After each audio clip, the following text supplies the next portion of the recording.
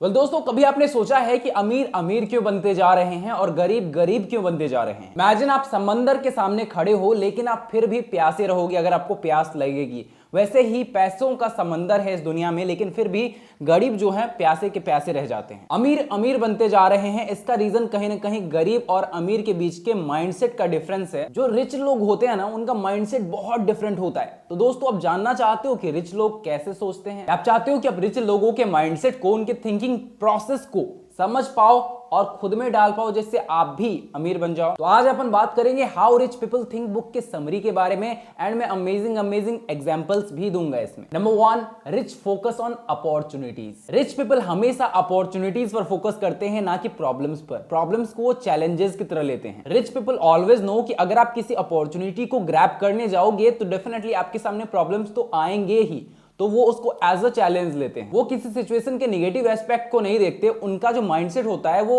Opportunity focused होता है। Once वो अपॉर्चुनिटी को देख लेते हैं, उसके बाद उसके सामने आने वाले प्रॉब्लम से कैसे डील करना है उसका भी जुगाड़ वो लगा लेते हैं। साल 2014 से 15 इंडिया के टोटल पॉपुलेशन में से 13 से 14% लोग इंटरनेट यूज करते थे, जिसका पहला रीजन था इंटरनेट बिल्कुल भी अफोर्डेबल नहीं था और दूसरा था एक्सेसिबल नहीं था ढंग से। वहां पर एंट्री होती है हमारे मोटा भाई अंबानी जी की, जो सोचते थे कि वो हाई स्पीड इंटरनेट लाएंगे, उसके साथ साथ वो एक्सेसिबल हो और अफोर्डेबल हो। उन्होंने देख लिया कि ये मार्केट बहुत बड़ा है एंड करेंटली जो प्लेयर्स हैं काफी महंगा बेच रहे हैं। उसके साथ साथ आज के टाइम में जो इंटरनेट चल रहा है वो बहुत ज्यादा स्लो है, 2G 3G पर चल रहा है। उन्होंने $20 बिलियन जियो के इंफ्रास्ट्रक्चर और उसके नेटवर्क को तैयार करने में इन्वेस्ट कर दिया। जब जियो लॉन्च हुआ तो इसको अफोर्डेबल ही नहीं, इसको सबके लिए एकदम फ्री कर दिया गया था। Jio unlimited data with high speed internet provide कर रही थी। उसके साथ साथ जियो ने एक इकोसिस्टम तैयार किया। Jio Saavn for music, Jio cinema for movies, Jio TV जिसमें आप टीवी पर चल रहे सारे सीरियल्स एंड मूवीज देख सकते हो, एंड जियो मनी जिसमें आप डिजिटल पेमेंट्स कर सकते हो। मोटा भाई ये जानते थे कि इंडिया का जो 85% पॉपुलेशन है उसको पता भी नहीं है कि इंटरनेट होता क्या है। सबसे पहले तो लोगों में अवेयरनेस जगाना पड़ेगा। इंटरनेट होता क्या है, इसके क्या फायदे हैं,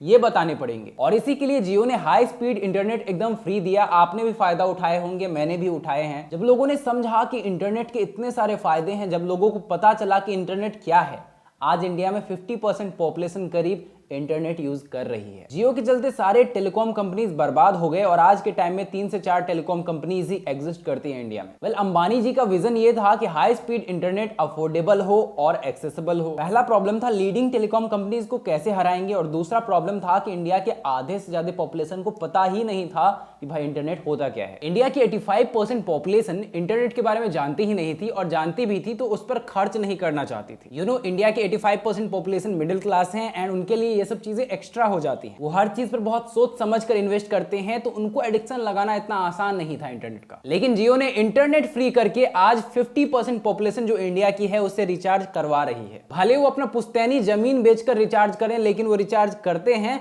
क्योंकि वो एडिक्ट हो चुके हैं। सेकेंड पॉइंट है रिच टेक रिस्क। एक कहावत है कि सफल होने के लिए आपको रिस्क लेना पड़ेगा, और डेफिनेटली जो रिच माइंडसेट के लोग होते हैं वो रिस्क लेने के लिए तैयार होते हैं। मोस्टली लोग अपॉर्चुनिटी तो देख लेते हैं, लेकिन उस पर एक्ट करने में उनकी फटती है। वो सोचते हैं कहीं मैं फेल हो गया तो। लेकिन रिच माइंडसेट के लोग ना, अगर अपॉर्चुनिटी देखते हैं तो उस पर फटाक से एक्ट करते हैं। उन्हें इस बात से फर्क नहीं पड़ता, उन्हें इस बात से डर नहीं लगता कि मैं फेल हो जाऊंगा। एग्जाम्पल, 2010 में इंडिया एक कैश बेस्ड इकोनॉमी थी, हर जगह कैश का इस्तेमाल होता था। उस टाइम विजय शेखर शर्मा ने 2010 में पेटीएम लॉन्च किया डिजिटल पेमेंट्स। उस टाइम 80% लोगों को यह समझ भी नहीं थी कि भाई ऑनलाइन पैसा भेजा जा सकता है, और 15% लोग ये समझते थे कि भाई ऑनलाइन पैसा भेजने से फ्रॉड हो जाएगा। हार्डली 5% लोग ही समझ पाए होंगे उस टाइम कि भाई ऑनलाइन पैसा भेजा जा सकता है। इनिशियली जो थी पेटीएम बिल्कुल भी प्रॉफिटेबल नहीं थी, एकदम स्ट्रगल कर रही थी। वो तो कस्टमर एक्विजिशन पर ध्यान दे रही थी बस। इनिशियली कंपनी कैशबैक्स देकर प्रमोशंस करके थक चुकी थी, और जो पैसा आ रहा था वो खुद को सर्वाइव करने में ही लगा रही थी। लेकिन विजय शेखर शर्मा को पता था कि भाई ये लॉन्ग टर्म में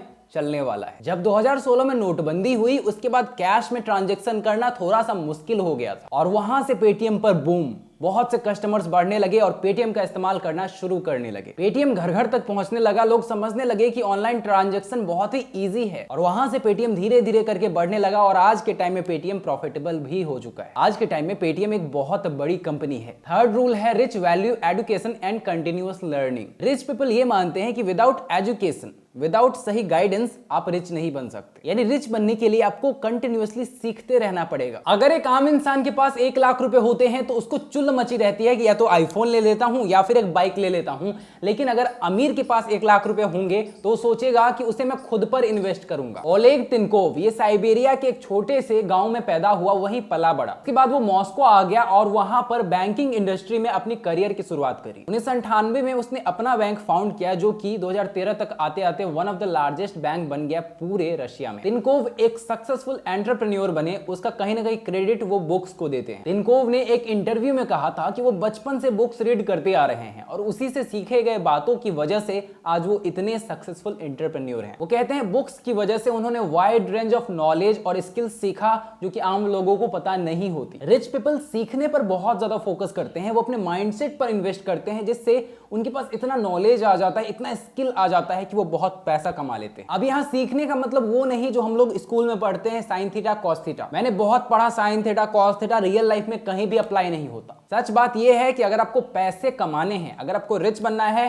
तो आपको पैसों के बारे में जानना होगा, आपको बिजनेस के बारे में जानना होगा, आपको प्रोडक्ट के बारे में जानना होगा, आपको ऐसी ऐसी चीजों के बारे में जानना होगा जो आपको सिखाया नहीं जाता। Point number 4, they surround themselves with successful people. You are the average of 5 people you spend with the most time. American entrepreneur और मोटिवेशनल स्पीकर जिम रोन ने इस कोट को दिया था। उन्होंने कहा था कि आप उस 5% के एवरेज होते हो जिसके साथ आप सबसे ज्यादा टाइम बिताते हो। मींस अगर आप जुआरी के साथ रहते हो तो आप जुआरी बनते जाओगे, अगर आप शराबी के साथ रहते हो शराबी बनते जाओगे, और अगर आप एंटरप्रेन्योर के साथ रहते हो तो आप एंटरप्रेन्योर बनते जाओगे। मींस आपको सफलता के लिए सही संगत की जरूरत होती है, क्योंकि आप जैसे इंसान के साथ रहते हो सबकॉन्शियसली उसी के हैबिट्स, उसी का एटीट्यूड आप में आने लगता है। Example Tony Robbins. बचपन में उन्होंने पॉवर्टी, एब्यूज और कई सारे चैलेंजेस से स्ट्रगल किया, बट वो डिटरमाइंड थे कि वो खुद के लिए एक बेटर लाइफ क्रिएट करेंगे। टोनी रॉबिन्स कहते हैं कि वो अलग अलग लोगों से बहुत इंस्पायर हुए, जैसे कि Richard Branson, Oprah Winfrey, Nelson Mandela और जिम रॉन, जिनको सबसे ज्यादा क्रेडिट देते हैं कि उनके माइंडसेट को उन्होंने चेंज किया। वो कहते हैं कि इन हाई अचीवर्स के बीच टाइम स्पेंड करने के बाद उनके विजडम को, उनकी एनर्जी को, उनके माइंडसेट को मैंने ऑब्जर्व किया है और सबकॉन्शियसली उसको एब्जॉर्ब भी किया है खुद के अंदर, और इस चीज ने उनको सबसे ज्यादा मदद किया है सक्सेसफुल बिजनेस कोच और एंटरप्रेन्योर बनने में। पॉइंट नंबर 5,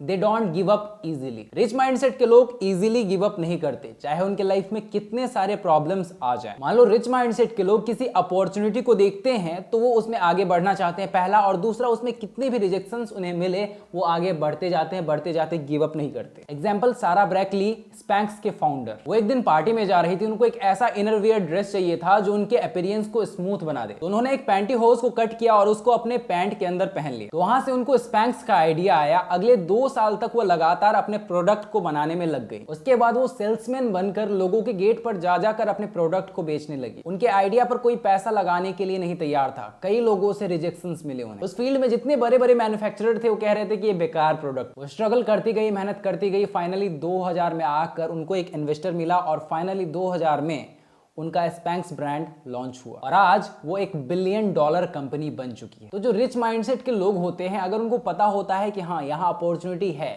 तो वो पागलों की तरह वहां मेहनत करते जाते हैं। जनरली 95% लोग ना लोगों द्वारा कंट्रोल किए जाते हैं, सोसाइटी द्वारा कंट्रोल किए जाते हैं। जो सोसाइटी बोलती है वही करते हैं। लेकिन जो 5% वाले लोग होते हैं ना, उनको फर्क नहीं पड़ता लोग क्या बोल रहे हैं। वो रिच माइंडसेट के लोग होते हैं और वो आगे बढ़ते जाते हैं चाहे कैसे भी सिचुएशन आ जाए। दोस्तों आई होप आपको वीडियो पसंद आई है तो फटाक से एक लाइक कर दें, एंड ऐसे ही रिसर्च कंटेंट देखने के लिए आप चैनल को सब्सक्राइब कर सकते हैं, मनी रूल्स को सब्सक्राइब कर सकते हैं, मनी से रिलेटेड कंटेंट देखने के लिए। इस वीडियो को ज़्यादा से ज़्यादा शेयर करें उन लोगों के साथ जिसके बारे में आपको लगता है कि यार इनका जो माइंडसेट है ना पुअर माइंडसेट है। Thanks for watching guys, love you.